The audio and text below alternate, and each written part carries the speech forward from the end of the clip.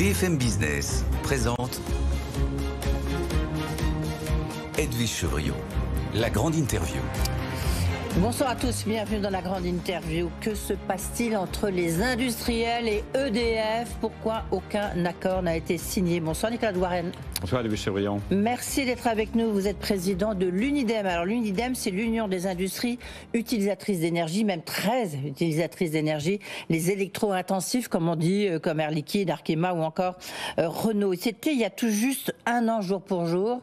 EDF et Bercy, en grande pompe, avaient annoncé un accord sur les prix de vente de l'électricité nucléaire. On est un an après et aucun accord n'a été signé. On va rappeler que cet accord était censé prendre la suite de l'Arenh, qui va disparaître. Aucun accord n'a été signé. Il y a un véritable bras de fer, on a le sentiment, entre les industriels, certains industriels que vous représentez, et EDF. Que se passe-t-il exactement ? Je crois qu'il faut revenir à l'économie de cet accord entre l'État, actionnaire, et EDF, donc, qui a été rendu public, effectivement, assez largement, le 14 novembre 2023.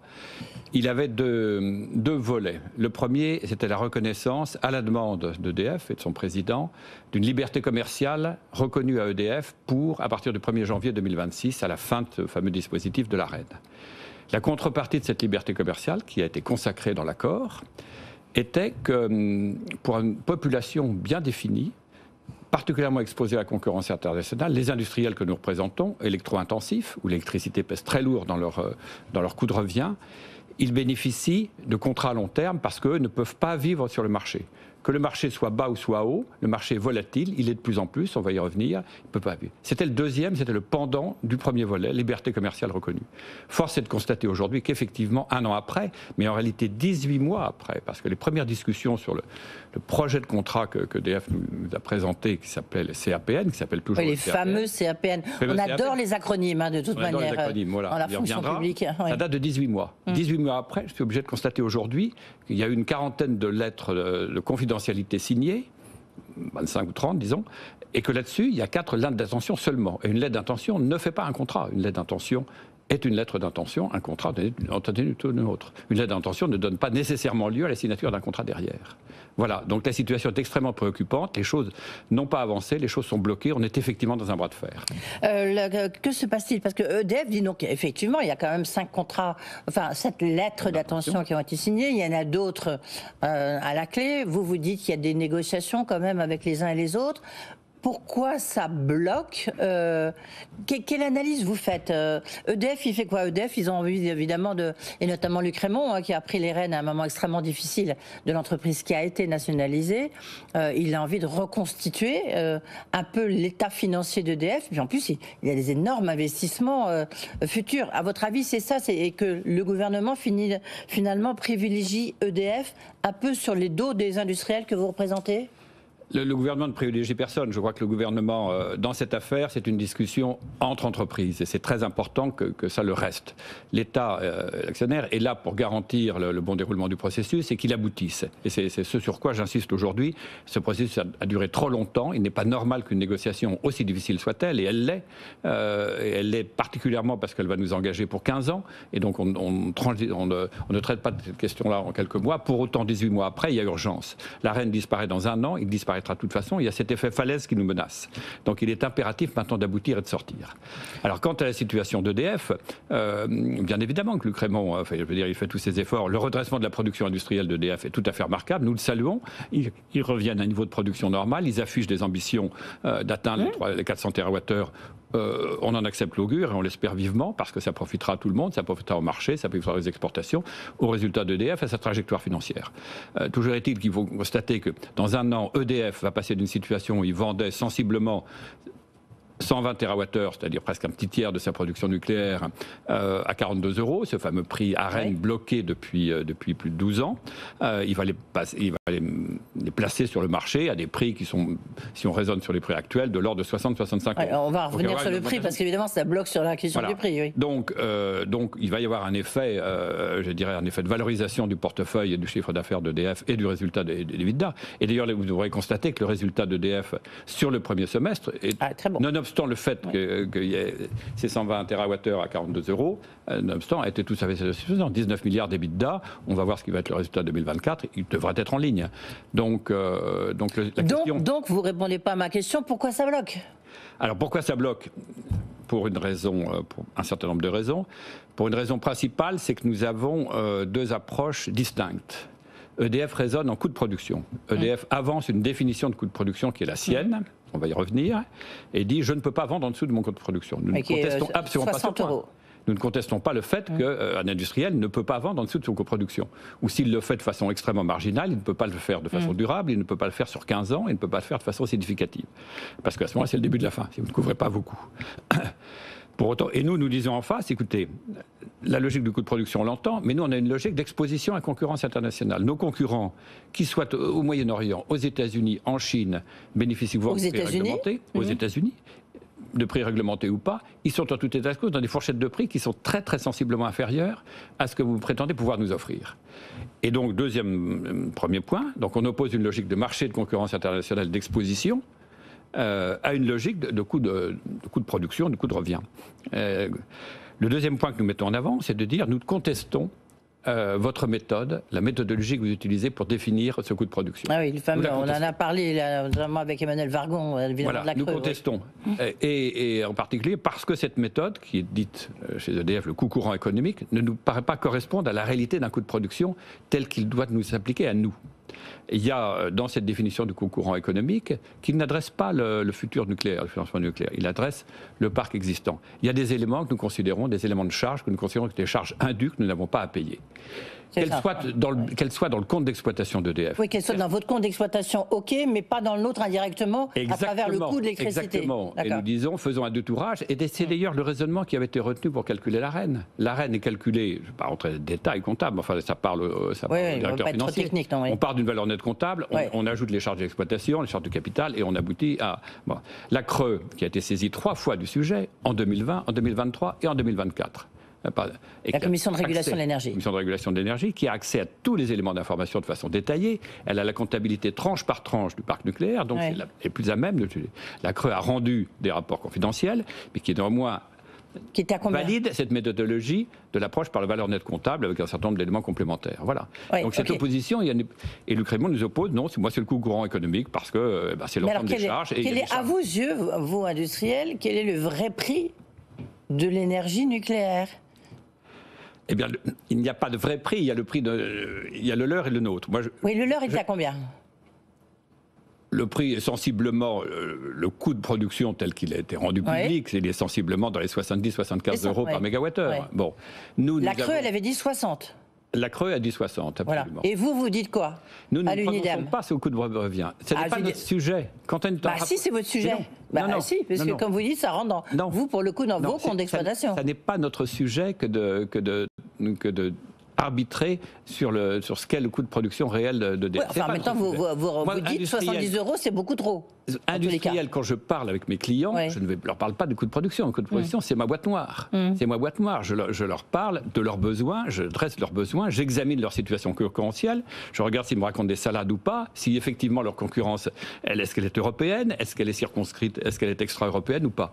Et là, nous disons, eh bien, dans notre population, même si les gens sont très gros consommateurs, il y a des business models très différents et des profils d'exposition très différents. Il y en a qui sont totalement en exposition mondiale, comme l'aluminium. Mais quand même, s'il y a toute cette polémique, s'il n'y a rien de signé de CPN de signé, ça veut dire quand même ça bloque. Que ça bloque sur le prix.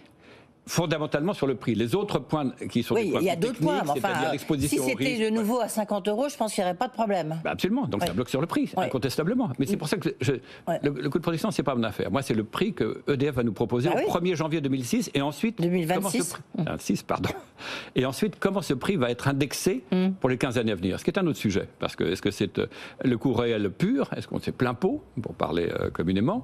Ou est-ce qu'on fait une forme de tunnelage, Oui, mais alors, de l'autre côté, vous avez EDF qui dit, attendez, ils sont bien sympathiques, ces industriels, mais nous, ils veulent avoir de l'électricité à n'importe quel moment, même plein milieu de la nuit, même s'il fait froid, même s'il y a beaucoup de consommation, puisque c'est des contrats à long terme. Donc ça a un coût. Mais au contraire, nous apportons aujourd'hui La situation, il faut voir que la situation a changé en 2 ans.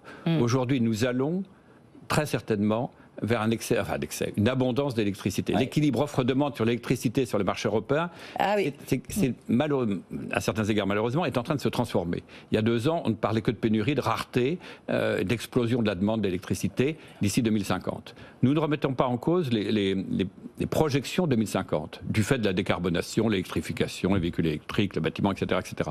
C'est une tendance lourde. Mais sur cette tendance lourde, vous avez comme toujours des phénomènes de court terme, et les phénomènes de court terme nous amènent à constater que dans l'industrie, la consommation baisse depuis 2019. C'est très préoccupant en France. Elle a baissé.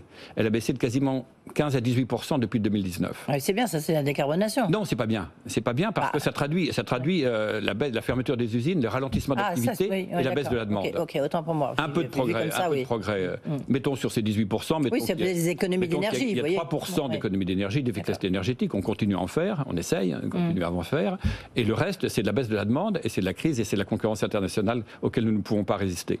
Donc il y a un véritable sujet. On voit bien que l'activité industrielle... Alors, si je me fais l'avocat du diable, Nicolas Douarel, il y a quand même la question, c'est que comme vous le dites très bien, il y aura presque un surplus d'énergie, que l'énergie, elle va baisser. L'électricité en tout cas, oui. L'électricité, oui. Les prix sont en train de baisser d'une manière quand même très sensible. Donc finalement, les industriels, ils n'ont pas du tout intérêt à signer maintenant. Ils n'ont pas intérêt à s'engager sur 15 ans à des prix qui sont relativement élevés aujourd'hui, même si ça a commencé à baisser. C'est une politique au fil de l'eau. Nous ne pouvons pas vivre de politique au fil de l'eau. Je veux dire, quand on engage un investissement... Mais est-ce que c'est faux, ça, ce que je viens de dire ? Que les industriels, ils prennent aussi un peu des pieds parce qu'ils attendent que le prix de l'électricité baisse de lui-même. Ça dépend du business model que vous avez et ça dépend des échéances que vous avez. Si vous êtes dans la poursuite normale de votre activité et que vous n'avez pas de business model qui suppose de faire très gros investissements, eh bien vous pouvez vivre. Et effectivement, il y a aujourd'hui des produits de marché, qu'offre EDF d'ailleurs, qui sont compétitifs à horizon 3, 4 ou 5 ans. Et ça se développe bien. Pour autant, nous, la question, c'est de dire quand il faut engager 800 millions, 1 milliard, 1,5 milliard sur un projet de décarbonation. Je pense à ArcelorMittal à Dunkerque, énorme projet sur une usine. C'est un petit rallonge, ça y est, la marque Ferracci l'a annoncé. Le coq par de l'hydrogène. Une rupture technologique majeure pour la principale usine d'Europe. Bon, est-ce que vous imaginez une seconde qu'il n'y a pas de visibilité sur le prix de l'électricité qui sera la matière première principale avec le minerai de fer sur 15 ans que l'industriel puisse décider? Non. Alors il pourra dire, effectivement, l'importance des enjeux me conduit à, si je n'ai pas aujourd'hui un prix compétitif, et si je ne démarre pas avec un prix compétitif, je reporte la décision, on en reparlera dans un an. Mais entre-temps, la concurrence extra-européenne se déchaîne, et on voit bien ce qui se passe actuellement. Oui, c'est vrai que c'est vital. Tout report de décision est catastrophique, non seulement pour la France, parce que c'est la trajectoire de décarbonation de la France qui est en cause, et pour l'industriel en question, et pour ses clients, et pour les chaînes de valeur qui sont en aval. Alors du coup, on fait quoi? Je crois qu'il y a une réunion importante la semaine prochaine, non? Alors écoutez, je ne sais pas. Vous demandez à un médiateur? En tout cas, ce qui est clair, c'est qu'aujourd'hui, oui, absolument. Oui. Quand on est dans une situation de bras de fer comme ça, les choses sont bloquées, elles ont trop duré. Il faut maintenant un médiateur. Et c'est pour ça que nous demandons, j'ai demandé la nomination d'un médiateur et qu'il soit missionné pour une durée d'1 mois, ça suffit, d'ici Noël, 1 mois. Et un médiateur qui soit bien sûr compétent, qui connaisse le sujet, qui soit un industriel, qui a une expérience internationale et qui ait accès à tous les documents qui lui permettent de se faire un avis. Ouais. Et le médiateur, et c'est typique dans l'industrie, quand il y a entre négociations. Vous avez visiblement une idée. Est toujours une affaire de bras de fer, mais il y a un moment donné où le bras de fer bloque. Les bras sont bloqués. C'est toujours un rapport de force. On est dans le rapport de force. Je ne vois pas, depuis 8 mois, 10 mois qu'on suit ça, je ne vois pas comment nous pouvons sortir de nous-mêmes de ce rapport de force qui est bloqué. Donc c'est une tierce partie, un tiers de confiance, et un médiateur, c'est typiquement son rôle. Oui, vous avez visiblement une idée du non. Je n'ai pas d'idée de non. Parce que vous donnez un portrait qui j'idéalise un profil, quelqu'un de compétent, quelqu'un qui a une expérience, qui a une vision de ce qu'est le marché international sur nos produits, sur l'industriel. Juste un petit point comme ça. En fait, c'est particulier parce que, en fait, avant ça marchait. Avec le système de l'AREN, il y avait des accords, il n'y avait pas trop de difficultés. Et maintenant que EDF est nationalisé, donc c'est quand même Bercy, son actionnaire principal, enfin c'est nous, enfin c'est géré à Bercy par l'agence de participation, et ben du coup ça marche plus. C'est quand même paradoxal, non? Quand nous négocions avec nos fournisseurs, nous ne nous intéressons pas à l'actionnariat de nos fournisseurs, on s'intéresse aux vendeurs que nous avons en face de nous enfin bon, quand même, et à la question opérationnelle.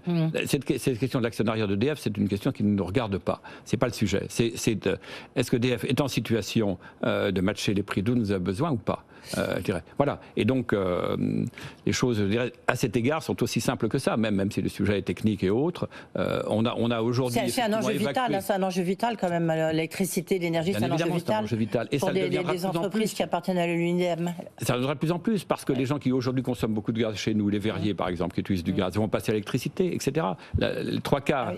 Nous considérons que 80% de l'industrie va passer à l'électricité pour se décarboner. Les 20% restants, ce seront du biogaz, du biométhane, biogaz et autres. Biomasse. 80%, oui. 80%. Donc la trajectoire 2050, elle est écrite. La question, c'est que là, le blocage là-dessus risque de remettre en cause le premier point de passage, la première étape, c'est d'ailleurs le premier guichet, qui sera le guichet 2030.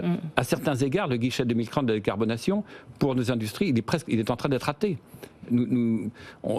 Alors on n'a pas mis une métrique précise sur cette valeur 2030, parce que ce serait trop risqué de dire qu'en 2030, la décarbonation de l'industrie, ça sera avec 5 millions de tonnes. Enfin, il n'empêche que dans le cadrage général, il y a des objectifs 2035, 2040 et 2050. Ne prenons pas de retard, et cette électricité est un préalable, le prix de l'électricité, et ces contrats de long terme hors marché. C'était le cas historiquement. Je ne vois pas pourquoi... Pardon. Non, allez-y. Je ne vois pas pourquoi EDF a réussi dans le passé, à de nombreuses reprises et pendant des décennies, à négocier des contrats de long terme avec nos prédécesseurs, dans des conditions concurrentielles qui étaient tout aussi difficiles qu'aujourd'hui, et pourquoi on n'y arriverait pas aujourd'hui. Il n'y a pas d'obstacle communautaire particulier. Ils sont à discuter, bien sûr, ils seront à discuter avec la Commission, mais ce ne sont pas des obstacles dirimants. Toute dernière question, rapidement, même si l'enjeu est très important. Vous êtes un ancien d'Arkema, vous connaissez très très bien la chimie. Demain, il y a une réunion à France Chimie. On a le sentiment on s'achemine vraiment vers une crise grave dans la chimie. La chimie que j'ai quittée il y a un bon moment est en amont est une des filières d'amont. Et donc elle est exposée en première ligne aux soubresauts, aux chocs internationaux. C'est le cas actuellement. La chimie, vous le savez aujourd'hui, la Chine, c'est une évidence de le dire, c'est un lieu commun, c'est l'atelier du monde. Pour la chimie, ça représente 60 à 65% de la capacité de production mondiale. Ils ont une capacité excédentaire par rapport à leur consommation domestique, capacité excédentaire aujourd'hui qui a explosé parce que la consommation domestique a baissé. Ils ont donc des usines flambant neuve, qui tourne à vide ou qui tourne à 50-60%. Ils se déversent littéralement sur le marché européen. On le voit dans les plastiques, ça s'appelle les grands polymères, on le voit sur les intermédiaires pharmaceutiques, on le voit sur... C'est une déferlante chinoise, enfin, c'est une déferlante chinoise à des niveaux de prix hallucinants. Donc la chimie est dans une situation extrêmement difficile. Elle a à juste titre tiré le signal d'alarme. C'est dans ce sens-là que j'ai dit qu'EDF, je reviens sur mes propos antérieurs, à certains égards, est en déni de réalité quand il a contesté la réalité de cette exposition à laquelle nous sommes. Exposition internationale, on a compris. Merci beaucoup Nicolas Douarel. Vous nous tiendrez au courant, c'est le cas de le dire. Nicolas Douarel, président de l'UNIDEM.